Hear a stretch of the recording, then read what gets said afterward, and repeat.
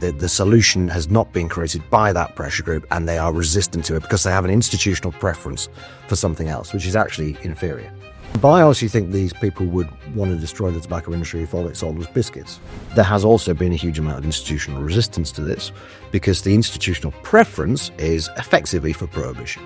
Things like, oh, it's going to normalise alcohol consumption. Well, I'm afraid, folks, alcohol is very much normalised, has been for tens of thousands of years. The actual so-called solutions being pushed by the campaigners are just totally unrealistic. You cannot feed the world with organic farming. It's just a fact. You cannot achieve net zero without nuclear energy. It's just a fact.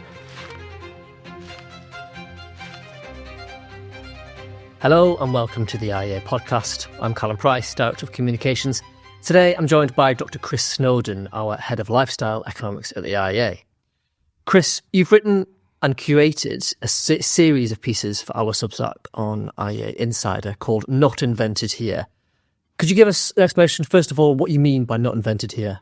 Well, not invented here syndrome is a kind of a recognised condition. It's usually associated with the corporate world, in which institutions, corporations, they want to do things themselves. They don't trust outsiders. An example of this, actually, in government would be the COVID app. Right, there was an opportunity, as I recall, to just use the one that Google had created or Apple had created, and no, the NHS had to do it themselves. And the NHS is kind of like that, it doesn't always like outsourcing things. But yeah, it's mostly associated with businesses. Actually, I've kind of applied it here to pressure groups, to single issue pressure groups, and I guess the problem I'm addressing is that you have these groups that are dedicated to tackling a certain problem, and they have a very clearly defined idea of how to do it, and they know what their final destination is, and they've been pushing towards that destination for many years. And then suddenly something comes out of the blue from outside, an exogenous factor, as it were, a different solution, a practical solution, which very often is actually better than the solution that they've got, which usually involves quite radical changes to society, which are either unfeasible or probably undesirable for various reasons.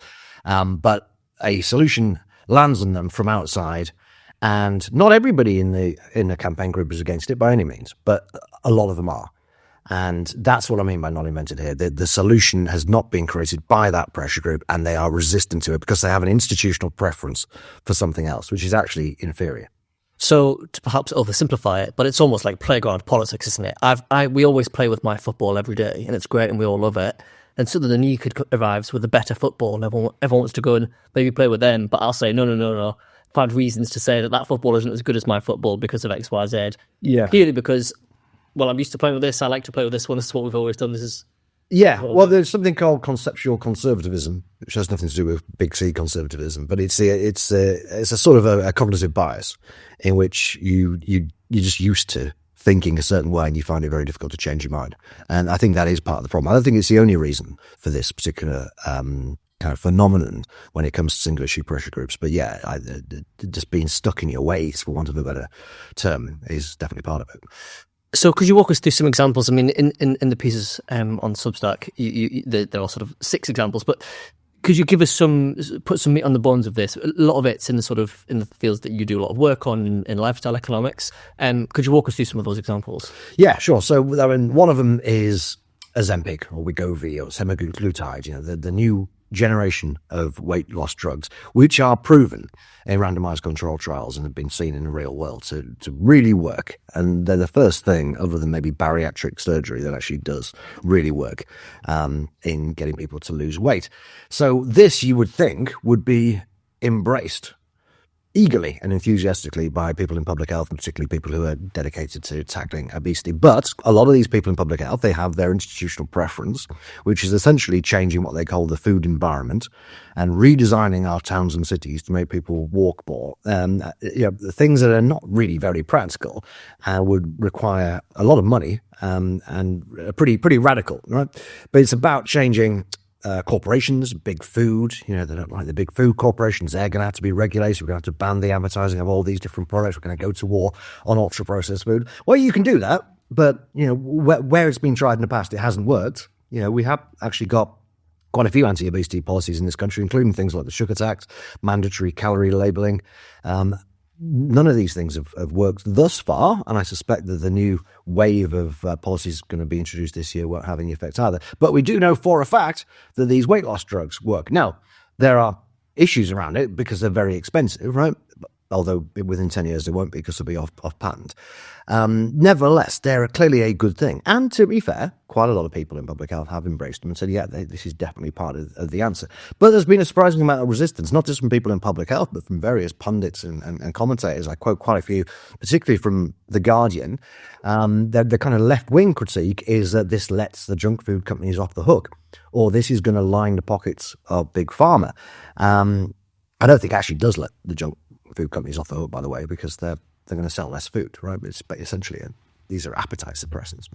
But be that as it may, there's also a kind of more what you might call a right-wing critique, which is that people should just use their willpower.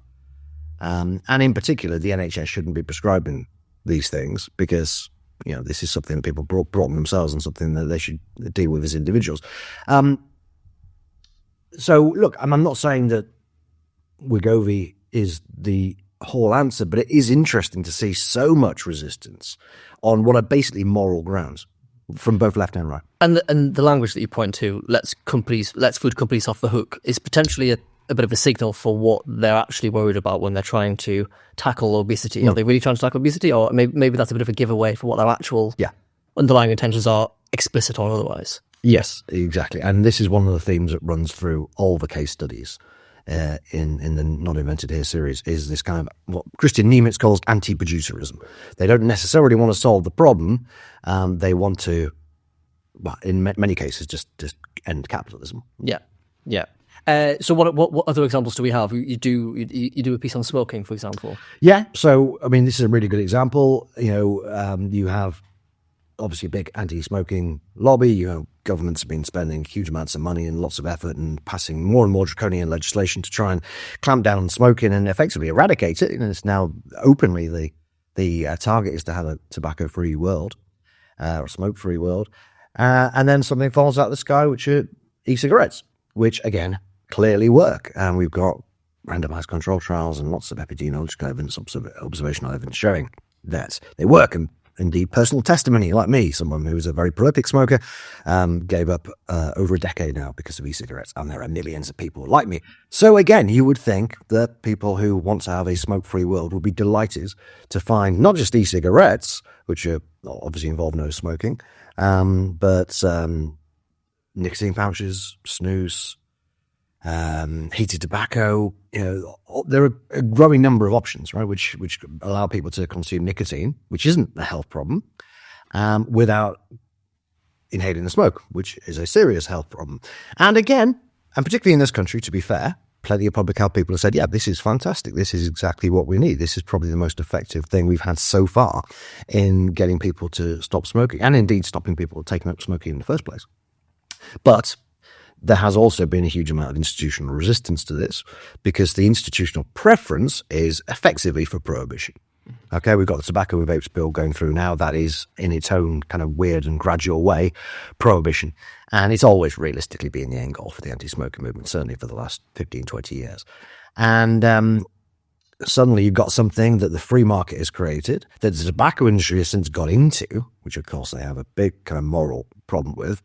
And it's a threat to them, effectively. It's a great opportunity if embraced, but it seems to be a threat to some of these groups. And so you've got some really strong resistance from all sorts of activists and academics to any form of reduced risk nicotine products. And does that apply as much to things like things when I was growing up that were the go-to sort of alternatives to cigarettes and nicotine pouches and those sorts of things? We were sort of taught in school that these things were, safe alternatives. Has this always been the case, or is it something about the sort of e-cigarettes and the fact that that's maybe a little bit too close to cigarettes, or we worry about other negative factors? It's a good question, because you would think the same kind of mentality would prevail, right? The nicotine pouches and the nicotine patches and the gums, they weren't really invented by public health people either. They were invented by the pharmaceutical industry. They did face a little bit of resistance, but nowhere near as much as things like e-cigarettes have done. And I think that's because they are very much seen, at least, as being medical products. So it's a medicalized, you're treating nicotine addiction. Whereas these cigarettes are a recreational product, which people actually quite enjoy using. Sold in colours and the fact that people enjoy using them is of course why they're more effective than the patches and the gums in getting people off smoking. So it's an interesting point that you didn't see anywhere near as much resistance to those things. But I think it was because, although they weren't necessarily created by people in public health, they were very much part of the medical kind of establishments, as it were. Yeah, and I guess they're not created by, or they're not marketed like a sort of new product to sell, and then you get the negative connotations of profit and big business benefiting from these things. Well, I mean, of course, big business do benefit. Well, yeah, and the pharmaceutical industry has been very active in lobbying against e-cigarettes. Yeah, it's just that, if these people have to pick between big pharma and big tobacco, they're obviously going to go with big pharma. But they shouldn't really be looking at it in these terms. They should be looking at what works. Yeah. Another one, we're in the depths of January. Lots of people are doing the dry January campaign, which is taking off in a way. So, alcohol, how does it apply in this realm? Well, it's a bit like e-cigarettes, really, in that with the increasingly popular range of low and no alcohol beers, in particular, but also spirits and wines, you've got something that people seem to enjoy, but it kind of looks like drinking. I mean, quite explicitly looks like drinking, right? Guinness 0.0 looks exactly the same, and it tries as hard as possible to taste the same. Now, it doesn't have the active ingredient. This is the difference between the low and no alcohol stuff and the cigarettes. It's the opposite in that sense. The e-cigarettes keep the active ingredient but get rid of the harmful stuff, whereas with alcohol, I suppose the active ingredient is the harmful stuff, right? So you wouldn't think there'd be any interest even in this. I mean, these are literally soft drinks, right? But, and I'm not saying again that this is every public health person by any means, but it does include the WHO. It does include the World Health Organization has put out this bizarre report using every possible argument it can find against low and no alcohol drinks, many of which are very similar to the arguments used against e-cigarettes, particularly the gateway effect idea. Yeah. It's like, people start drinking these alcohol-free beers and then they'll move on to beers. Well, I mean, there's actually no evidence for that. That's not really how people actually use them. They use them for things like dry January, or if they're driving. And it's great. Yeah, people get the taste, but they can still drive. They can still do whatever they do, and they give their livers a rest. And it really shouldn't be controversial. But there has been resistance to it again because they're made by the alcohol industry, so it's still their enemies, as they say it, making money out of these things. It wasn't invented here, and it kind of looks like it. So if you have a moral aversion to people drinking, then even the kind of reflected image of it is objectionable to you, which is why these people are so keen on banning advertising and stuff, I think. So what are the just to get a bit more into that, what are the sort of objections that the companies are leveling at non-alcoholic drinks? What is the sort of strongest? What's the steelman case, I guess? I think probably the best argument they use is that it's a way of bypassing alcohol advertising restrictions. So Guinness can still advertise as Guinness. Right. People see you see the Guinness logo. So in France, where they have quite strict anti-alcohol advertising regulations. So you've got the Heineken Cup is the famous example, right? They can't call it the Heineken Cup in France. They have to call it the H Cup and all this kind of stuff. But I believe they can advertise Heineken Zero on the, around the grounds. Now, I would say that this is a company who has just created a presumably really good alcohol-free beer, and they would like people to know about it. And there's no reason why they would use a different brand name, right? You want to piggyback on a well-known brand because the whole point is this tastes like Heineken. If you call it something else, it's just like, well, what the hell is this product, So I'm not saying it's a good argument, but it's a best of a bad bunch. The other arguments are things like, it's going to normalize alcohol consumption. Well, I'm afraid, folks, alcohol is very much normalized, has been for tens of thousands of years. Horse bolted. Yeah, exactly. And then there's the gateway effect thing, which again doesn't stack up. So just to move slightly away from the sort of lifestyle things and into another field that your curated piece touches on, which Zaya Lights has written about, on the environmental side. How does it work in that field for non-advantage tear syndrome? Well, she discusses a couple of really important topics, one of which is nuclear energy, the other is GM foods, both of which have encountered an enormous amount of opposition from people who should either be ambivalent about them or should be very warm towards them. So nuclear energy, to me, it's just a cut and dried example of this, really. So you've got environmentalists who, back in the day, because of Chernobyl in particular, but also there were the 3 Mile Island and Fukushima and so on. Obviously, there have been nuclear accidents. And they didn't really like nuclear energy anyway, and that really put them off. I mean, I think it's actually completely illegal in places like Austria to build a nuclear power station. Germany famously went off them many, many years ago. And they didn't like them on fairly spurious environmental grounds. But of course, over the years, environmentalists have focused overwhelmingly on climate change. So for that, the question is really quite different. We've got to have energy. How can we do it effectively? Bearing in mind that renewables are nearly all intermittent, and we don't want to have coal and gas. What are we going to use? And as far as I can see at the moment, the only option is nuclear energy.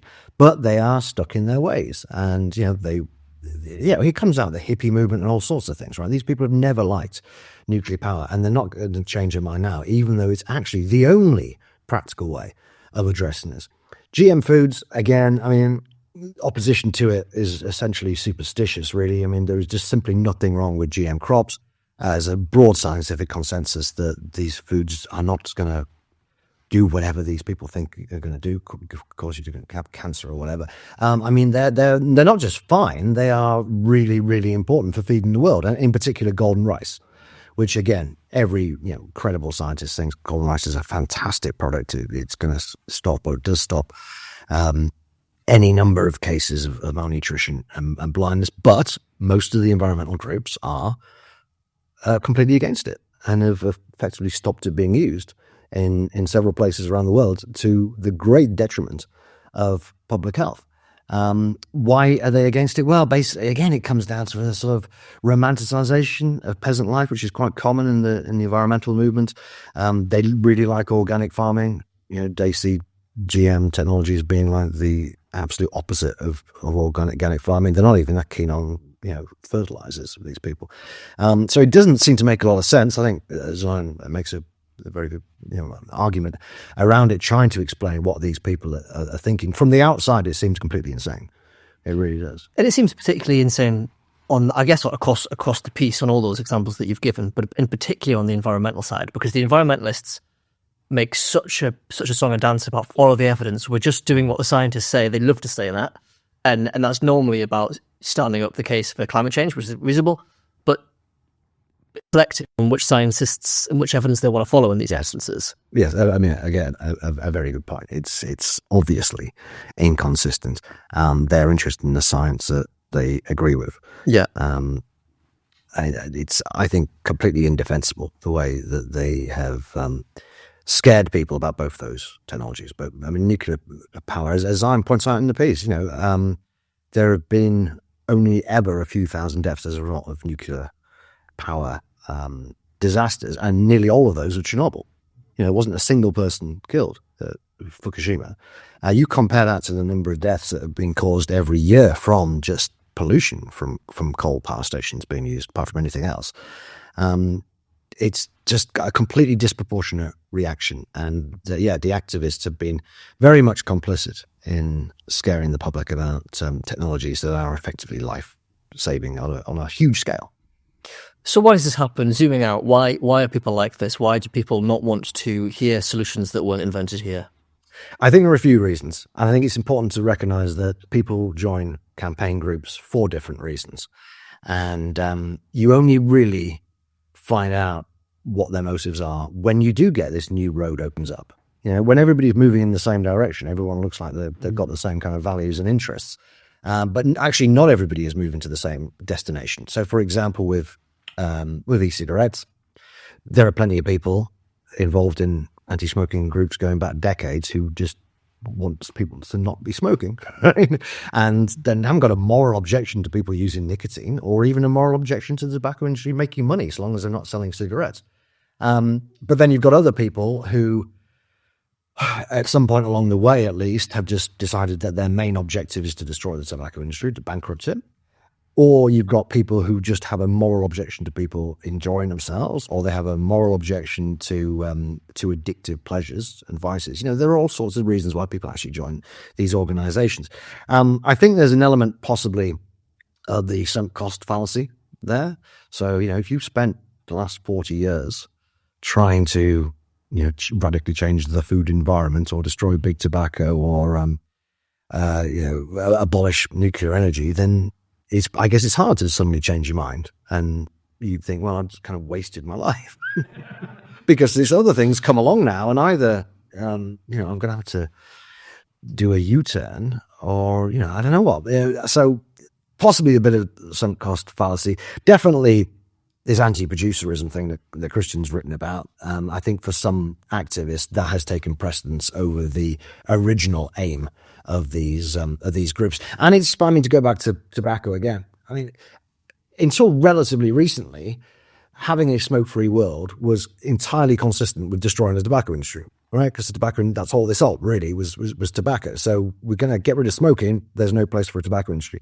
But I honestly think these people would want to destroy the tobacco industry if all it sold was biscuits, and particularly the anti-obesity people. So at some point it just stops being about this thing and then becomes about this other thing, which at one time was, the two were very, very closely connected, but then they're no longer as connected. But even that, I think for a lot of activists, is only a sort of cover for what they really want. So there's definitely this anti-industry vibe across a lot of campaign groups and a huge amount of anti-industry rhetoric. But I think really that is just covering up their real motives, which are, making people like you and I change our behavior. It's in quite a radical way, right? So you're always getting big food is blamed for people eating too much sugary or fatty food. Well, actually, it's the individual, I'm afraid, is the one who is making that choice. The tobacco industry is blamed because people are smoking. Well, again, you can't actually force people to go into a shop and buy a pack of cigarettes. You get the environmentalists coming up with this ludicrous claim that 80% of the world's greenhouse gas emissions are caused by 50 companies or whatever the number is. A handful of companies are responsible for the bulk of climate change.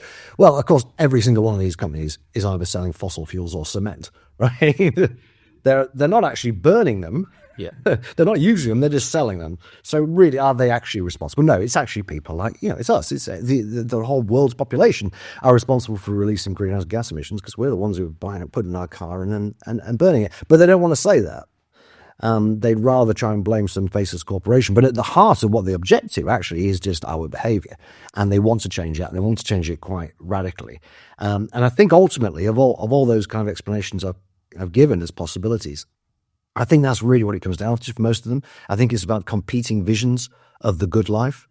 And I don't think it's any coincidence that in all these case studies we've been discussing, the institutional preference of the campaign group is really quite a radical reshaping of society. That's what they want most of the time. Pragmatic solutions that won't reshape society are not of great interest to them.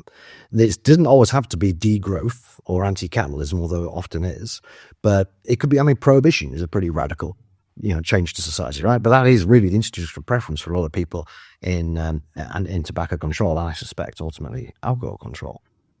The themes of authoritarianism and anti-capitalism are basically run like a silver thread through all of these examples, don't they? It's people basically saying, I don't like how you live, so I'd like to change that. Or actually, I don't like the way in which the world works, and I'd like to change that. And if big businesses are profiting, then that's bad, no matter what my actual stated aims are, which is sort of why we're here, I guess, at the IEA, to push back against those threads of thought. Yes, I think we are. And I think hopefully we're here also to provide practical solutions. And sometimes, of course, we put forward solutions that are not politically feasible in the near term, but they still would actually work. And for most, if not all, of the case studies in the Not Invented Here series, the actual so-called solutions being pushed by the campaigners are just totally unrealistic. Well, I guess that's the sort of final shocking thing about this sort of thought is they're not just pushing against ideas that they don't like. They're pushing against solutions that clearly work. It's not just, well, we don't like the idea of that because ours is better. It's, no, yours isn't working. This one is. Yeah, but more to the point, their solutions won't work. Yeah. Right? You cannot feed the world with organic farming. It's just a fact. You cannot achieve net zero without nuclear energy. It's just a fact. Prohibition doesn't work. It's about as near to a fact as you're going to get, right? So what they're trying to achieve isn't actually reasonable. And the other solutions that I'm talking about here, they're not necessarily the whole solution themselves. I don't personally think that weight loss drugs is going to abolish obesity, but I'm not even sure that abolishing obesity should actually be the government's aim anyway. Some of these things like the zero alcohol beer, obviously they're not going to make liver cirrhosis disappear, but they are going to improve things in a small way according to the measures of these people themselves. They were very happy. I'm going to give the example in the alcohol bit about the billion unit challenge. So in public health, you have this rather dubious idea about what they call the whole population approach, which is that if you just get everybody to change their behavior a little bit, it might not seem like it has any real effect on the individual, but it has a big effect on the population. As I say, it's a dubious claim, but they go along with it. So they think that even if the per capita alcohol consumption of a country declines a little bit, that will have big effects. I don't think that's actually true, because I think you can, and this has often happened in the past, you can see a reduction in overall alcohol consumption without the alcoholics changing their behavior at all, right? There's no real benefit in moderate drinkers drinking even less if the heavy drinkers are still drinking the same amount. But anyway, be that as it may, that's what they believe. And so the British government 10, 12 years ago got together with the alcohol industry and said, right, we want you to reduce the country's alcohol consumption by 1 billion units, which was amounted to 2%. And the alcohol companies went off and they started making some of these lower alcohol products. And sure enough, within a couple of years, maybe it was coincidence, maybe not, but alcohol consumption actually fallen by more than 2%. And there was an evaluation showing that actually most of that was because people were drinking a bit less because, I didn't agree with it, but they did water down quite a few beers, right? Stella went down from 5.2 to 4.6 and all the rest of it. So from the perspective of public health ideology, this should have been a success, but it was never treated as such by the people in public health who just said, well, they used every excuse they could find for a start-off to say, well, this would have happened anyway. Or the booze industry was going to water down these drinks anyway, or actually it wasn't a real effect, or it was something else. They were very, very loath to appreciate this success because the wrong people had done it. It hadn't been brought about by them bringing in minimum pricing, which was the institutional preference. Yeah. And they saw this billion unit challenge as being a kind of distraction from minimum pricing, which is a thing they really thought would work, but of course when it was tried in Scotland and Wales, didn't at all. So, just to wrap up, how optimistic are you that people will forego their institutional biases and their stated or unstated preferences for certain solutions and actually follow the evidence a bit more? Do you think there's any sign of any change, or do you think this is just something that we're going to have to rail against on an ongoing basis? I think it's kind of institutional. Yeah, I think that there are quite a few incentives for campaign groups to resist practical solutions that they didn't come up with. It's almost basic self-interest, right? If you got a product that's going to get rid of smoking with a free market without the government spending anything, then who needs tobacco control academics and campaigners? Yeah. Right? So there's kind of naked self-interest like that, but there's also this kind of ideological self-interest that it's not, these products are not achieving the goal in the way that they want to see it achieved. Having said that, people do change their minds. One of the authors of the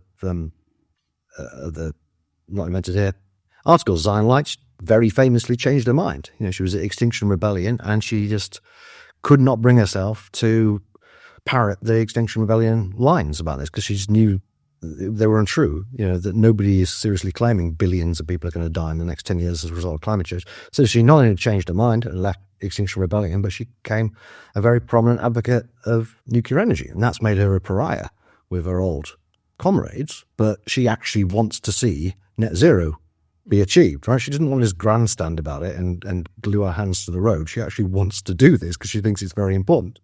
And she's not particularly bothered about destroying capitalism along the way. Fair enough. Well, so then it remains on us to point it out when we see it and to stay alert to when it's happened, I guess. Which is where we have to end, I'm afraid, because we've run out of time. But if you would like to read the full series, which I fully recommend you do, you can find it on our Substack at IEA Insider. That's insider.iea.org.uk. And we'll be back soon on the YouTube and the podcast with more. Thank you.